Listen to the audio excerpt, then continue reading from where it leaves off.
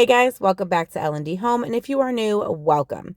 If you guys remember in a previous video, I put this painter's tape up because I wanted to build a recipe rack shelf situation, and today is that day.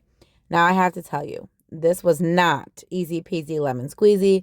I was very nervous. I had never built anything like this before, so definitely not my finest work, but I will get better. I will get better.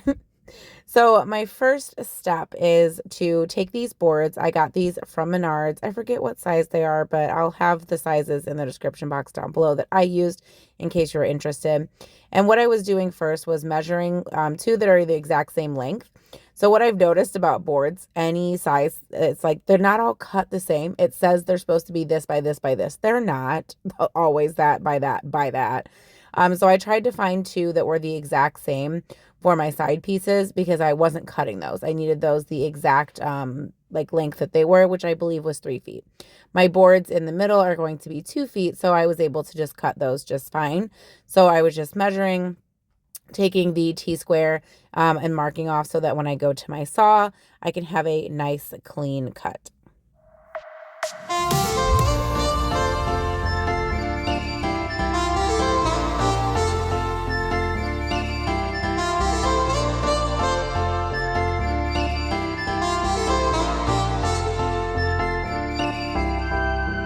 You are my pill, I swallow it.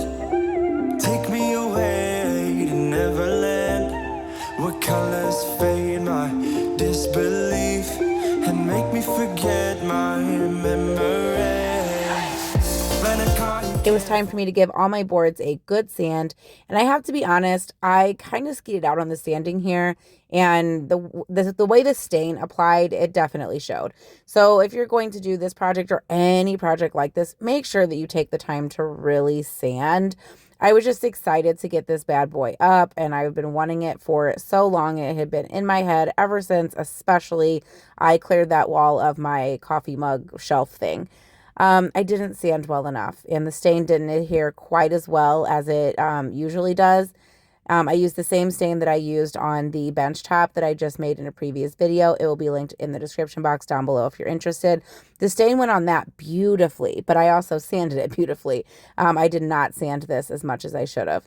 Also, when I sanded like those ends that you're seeing me do right now, I don't know if there's like some kind of trick to make sure that you sand them flat and you don't get it like all wobbly. But when I went to put this together, they definitely weren't straight. My cuts seemed straight, but then after I sanded those like end pieces, that definitely wasn't straight. And I had some gapping that I had to fill later on that I wasn't really accounting for. The stain that I'm going to be using is the same one I used, like I said, on that bench top, and it is weathered oak, and I'm absolutely loving this stain. I'm usually a really dark stain person, but this is kind of like a medium kind of stain, but it's got a really cool undertone, which is why I love it. I want to bring some warmth into the home, but I'm not a fan of like the orangey or yellow or kind of like red undertones. I still like a cool undertone, which I know sounds weird because it's not warm, but the color of the wood or wood in general feels warm to me. So that's what I'm using to stain all these pieces. There was David popping in. He's like, oh no, you're filming. I'll go back inside. I thought I was being smart here by pre-staining everything, but you're going to see later in the video that I definitely made some errors when I was putting this thing together and had to do some more staining and lots of work that I did not expect. Put on a song that we both know, let your hair out in the wind. Put the pedal to the floor, flame your light, take a smoke. Put your broken rip off, wafers on. Doesn't matter if the sun goes down, we'll still be up, still be up. Don't care about the place we found, we'll still be up, still be up. We're in this together, we both fall down. Doesn't matter if the sun goes up, cause we will still be high when the lights out.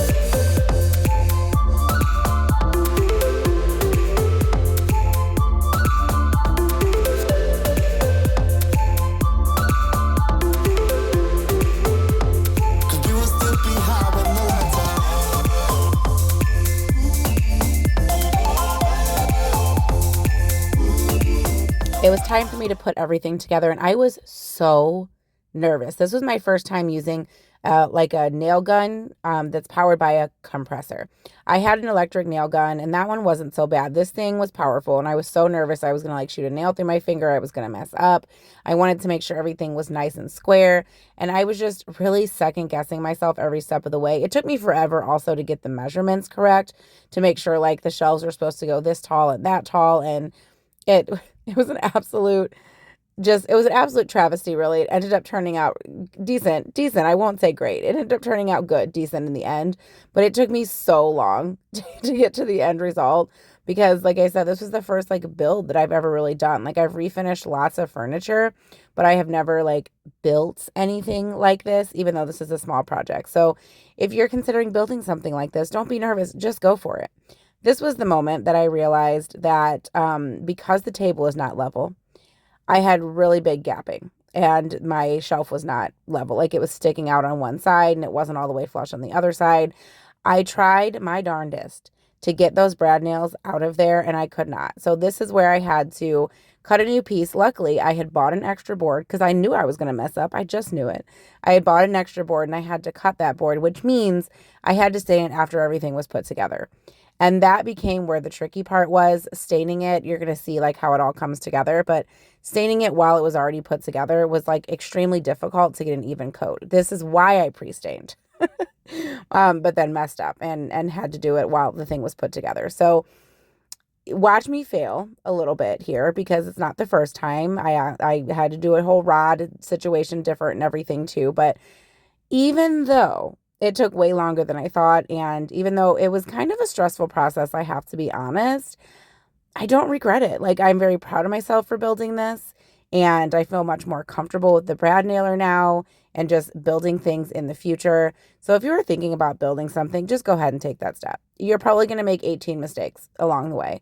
And it's probably not going to turn out your first, second, third project. It's probably not going to turn out the way maybe you had envisioned, but the confidence will come and the skill will come as well. And just don't not do it because you're afraid you're going to mess it up.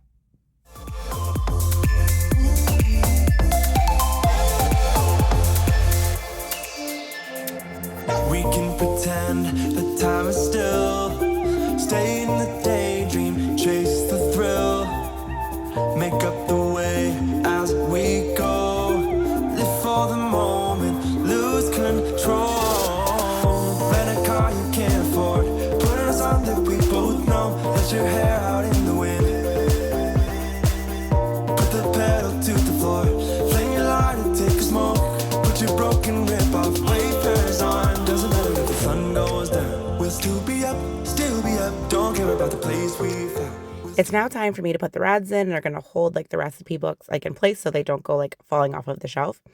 I did try like notching out on a practice board so I could slip the rod in, and it just didn't turn out well. So I was just a little bit nervous about doing it on the actual like finished boards that I had. So I decided to just brad nail those in with like a semi 2-inch spacer, like a scrap piece that I had found. And while that worked, the diameter of the rods is very small. So it was really hard to get the like brad nail all the way like right in the center. And I did mess up a few times, as you see here. This piece was too short. I bought an extra piece of this too because I knew I was going to mess up. I shot a brad nail in that middle space like through, and it just it turned out though. It did turn out. But I would definitely, if I was going to build something like this differently in the future, I would do like the notch out part and just practice it a little bit more, and just cut my rods a little bit longer so that I could kind of fit them in there and I wouldn't have to like brad nail them in. I could just like wood glue them into like the little notched out parts. So I would definitely do things a little bit different if I ever made one of these for somebody, or if I ever made like a different one, a larger one or something for myself. So if you're thinking about that, just consider the rods are really small. You might not want to brad nail them in. You might have some hiccups along the way. Also, sorry about the state of our garage.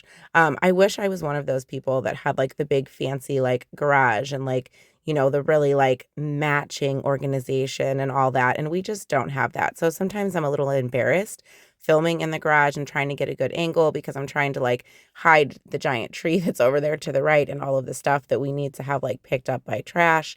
You know, you got the lawnmower handle right here in the left of the shot.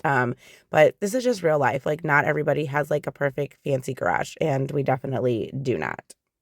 After I got everything together as good as it was going to get together, I did take some stainable wood filler and filled all the holes. Now, what I will say about the stainable wood filler, if you guys watch my video where I did the bench top, I did not like it. It's really hard to get out of the tube. But also, it doesn't stain quite the same, which I guess is just kind of like a thing. But you can definitely kind of tell there's wood filler on there a little bit, even after like sanded it and made it all nice and smooth and everything.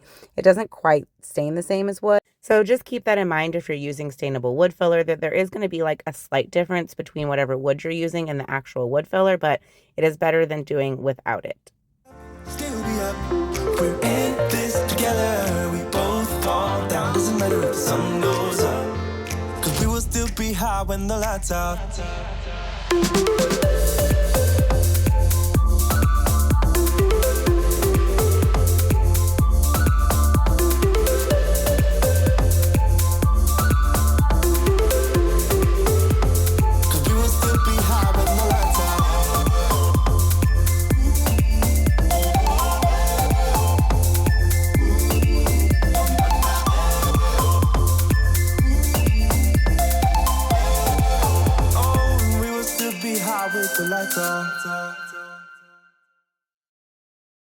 Welcome back. It is the next day, and I did not think about how I was going to hang this thing up. I really was thinking this through a lot in my head, okay? I had a plan. I've never built anything like this, so don't look too closely. But I am going to use these picture hangers. I did not have any more of like these kind. I'm hoping there's enough in this pack because I'm going to have to use several on the top, like underneath, like the back. Several of them. And then I'm also going to be using anchors and screws to make sure that it does not come detached from the wall. I'm hoping this will hold. I did think about putting like a little triangle piece in here and just screwing directly like into the wall, like into anchors. But quite frankly, I don't feel like staining anything else. And I'm afraid I'm not going to be able to make those cuts perfectly because this was such a travesty. But I'm just done. I just want it up. I might do like a very light sand. I have some spots that don't look so great. So I might just do like a very light sand in some of the areas where like the stain got a little bit gunky. This wood glue also, it's stainable. It doesn't stain super great, but we will see. We will see. Maybe at some point I will touch this up, but right now I just kind of want it up and I just kind of want to like feel the vibes a bit. So, I mean, obviously it needs a little bit of love, but anyway, let's go ahead and put the hangers on the back. I'm going to do that off camera though, because we are actually getting ready to host some people here in a few hours, and I have another errand to run and I have to get dressed. So I'm going to go ahead and do that, and then I hope we'll be ready to take it inside. So I'm going to be doing 4 of those, but I wanted to just show you a tip that helps me because they give you these like world's tiniest little nails.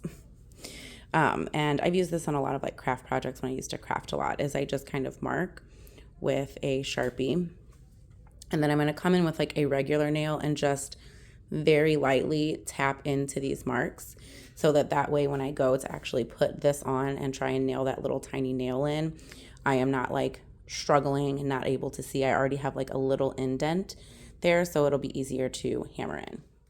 Now it was time for the most exciting part, and that is to hang this thing up and decorate it. And I was so pumped for this. So first I needed to take down my, masterpiece of painter's tape and start getting the anchors and everything in. So I use that same tip when I am like putting in anchors or hanging something as I used when I put the brackets on the back of it. So what I did was I just held it up, got it where I wanted. I decided to match it with that like half wall, the top of that like half wall right there. And then I just marked where my screws were going to go. And then I take a nail and I make an indent in there because I use a level and draw a line like all the way across. So then I have like a big pencil mark on the wall. So what I do is I take the nail, I make the indent exactly where I want the screws to go. So that way I can use a magic eraser and just take that line right away and it's not on the wall anymore.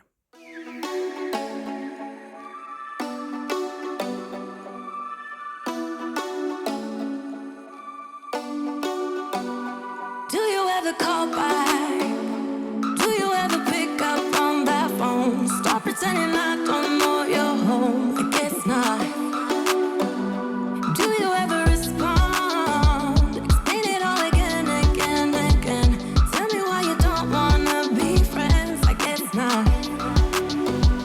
Baby, no, I don't wanna go. You know how much I hate sleeping alone. I can never make it on my own.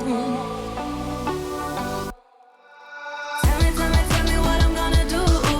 Tell me how I'm gonna live my life without you. Yeah, tell me why we I am a bit of a scaredy cat when it comes to making the hole too big when I'm using the drill. So I go little by little and like the anchor won't go in. So then I had to go a little bit more. But the worst thing for me is like to use a like giant drill bit and make the hole like way too big for the anchor that I have. And then I have to like fill it and start all over and move the placement and everything. So I go little by little until I get the anchors in. So I did use the screws that came with the like picture hanging kit that I got. I got another kit that had like screws and anchors in it because I wasn't sure if I had any anchors left. Well, those screws were rounded. So when I went to hang up the recipe rack, it was not sitting on the brackets. So I do have a ton of screws like in my stash. So I just switched those screws out for something with more of a flat head so that it would hold on there really nicely. tell me how I'm gonna get through. I don't wanna take another life without you. Yeah, tell me why we don't make sense. Do I ever let go? Let go of the days I wish we had. Stop crying over things I can't take back. Not yet. Do I ever forget? Erase your pretty faces. Now the super fun part begins where I get to put all of my recipe books up, and I had already envisioned the way I wanted them to go, and I was just getting so excited at this point. I was glad that the project was finally over because I struggled so much, but it came together really nicely. I think it looks pretty good in the space. So I put all of my recipe books up just the way I wanted them. And then I have to say it was hard to find some decor that was small enough to like fit in this space, but I wanted a little something. I didn't want just like a bunch of books up there. So I wanted decor, but I also wanted it to be like functional in a sense, like not that I'm going to use it, but that it's not going to get in my way when I am going to like pull a recipe book out. So I didn't want to clutter it up too much where I had to move something to take a recipe book down, but I did want to just zhuzh it up a little bit and have something there that kind of made it seem cohesive and it wasn't just a bunch of books on a shelf. Wishing you the best of life instead, well not yet. Baby, no, I don't wanna go. You know how much I hate sleeping alone. I can never make it on my own. Tell me what I'm gonna do. Tell me how I'm gonna live my life without you. Yeah, And here we have the final result. I love the way that this turned out. I love the way that it looks. And I would definitely recommend if you want something for your space, just go for it. Build it, go for it. There's going to be hiccups and mistakes, but you can do it and you can always fix those mistakes and learn from them. And I have gotten a lot of compliments on this. Actually, we hosted a few hours after I put this up and everybody noticed it. And it's absolutely amazing. And I'm so glad that I did this project.